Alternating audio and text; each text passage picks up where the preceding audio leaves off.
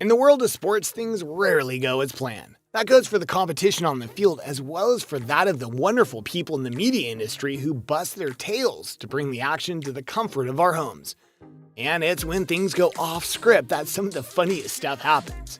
If everything went as planned, we wouldn't have a story to tell, right? So here are 10 funny sports reporter moments that'll have you rolling on the floor. And before we get to the list, make sure you subscribe to Terrific 10s. And if you have a list you'd like to see us do, go ahead and drop that in the comments. And now on to the action. Number 10, Kevin Garnett, Craig Sager. Kevin Garnett was drafted directly out of high school in 1995 and played an impressive 21 seasons in the NBA. Over the course of his career, Garnett averaged 17.8 points and 10 rebounds per game. With those impressive numbers, it's no surprise that KG was a 15-time All-Star. A classy gentleman on and off the court, Kevin Garnett typically had good rapport with fellow players and media personalities. However, Craig Sager's suit at the 2009 All-Star game was more than Garnett could take. So in a post-game interview, he orders Sager to take the outfit home and burn it. Thanks a lot and good luck the rest of the season. Hey, look here. I know we're going off the air for a little bit, but I need 10 to 15 seconds to say to you, okay, look, I've never in my life tried to really go at you in your suits and stuff. Tonight, I am stressing to you. You take this outfit home and you burn it. We don't want to see this. I know you don't double back with outfits. I've never seen you in an outfit twice, but you take this right here. I don't care if it's Versace, name brand. It costs you. No, Saeed, I don't care. You take this and you burn it.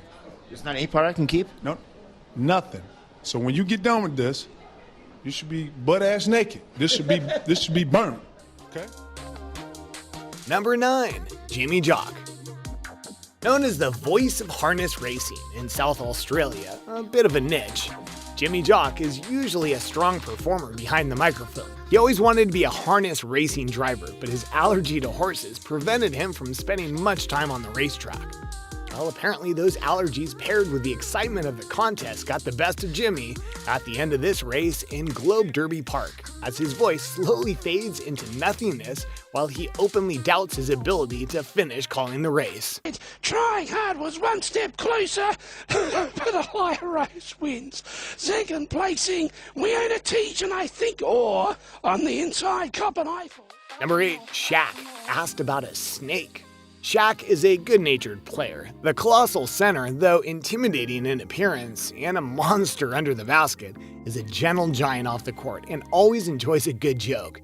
So during his quest to bring a title to Miami, Shaq is asked a rather bizarre question by a reporter about a snake biting his mom and sucking venom out of a certain body part. Huh? But the big diesel turns it right around and offers to perform the act with the reporter's wife. Amused by his own humor, the 7-footer ends the whole press conference on that note and struts off into the night. Shaq, let's just say that a snake bit your mom right up here, right in the chest area. Would you be willing to suck the venom out to win the title? No, but I will with your wife.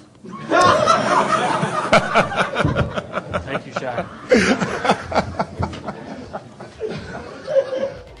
Number 7, LA Rams SF streaker play.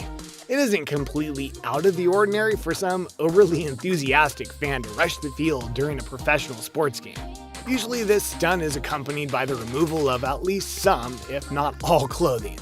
So towards the end of a sleepy NFL game in San Francisco, a streaker takes to the field as the 49ers and LA Rams wait patiently for the incident to end so they can get back to wrapping up this game. The announcer, understandably a little disappointed with the lack of action up to this point, springs to life and gives the viewers at home a riveting play-by-play of the streaker's action until he's finally brought down and arrested. Hey, somebody has run out on the field.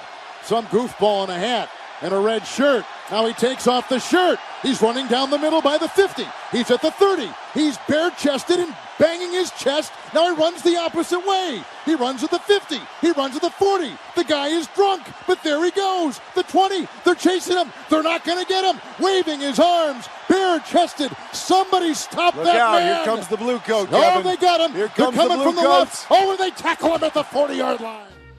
Number 6, Carl Lewis National Anthem. Carl Lewis was a world-class sprinter. He managed to bring home 9 Olympic gold medals in track and field over the course of his extremely successful career. Hard to follow that kind of success in any industry. So when he took a stab at making music, it seemed a little disappointing. His 1993 performance of the national anthem before a Bulls-Nets game was downright abysmal. And Lewis was so over the top and confident that many players had to stifle their laughter as they tried to pay their respects to the flag. When NFL veteran Charlie Steiner experienced this train wreck of a performance, he and his co-host just could not hold it together. As they struggle to form words through their laughter, the station cuts to a commercial in hopes that they can regroup during the break.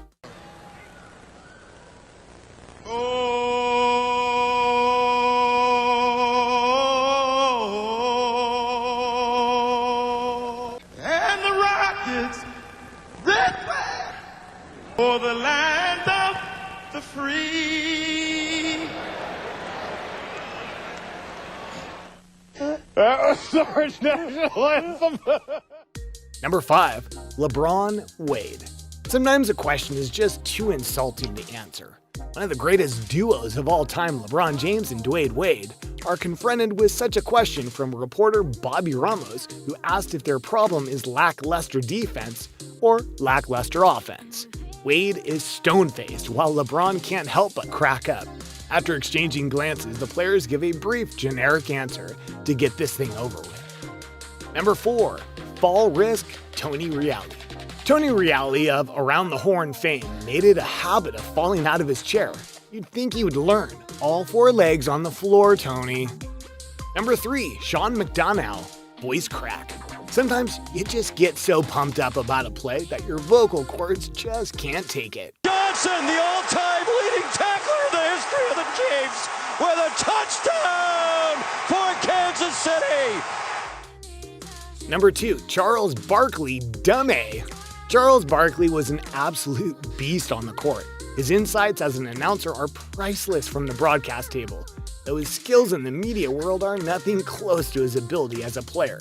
So Barkley, attempting to read the teleprompter like a seasoned pro, gets duped into calling himself a dumb A. I hope you have enjoyed my T-Mobile Fave 5 list.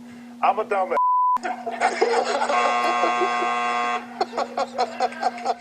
Bonus, Jim Rome.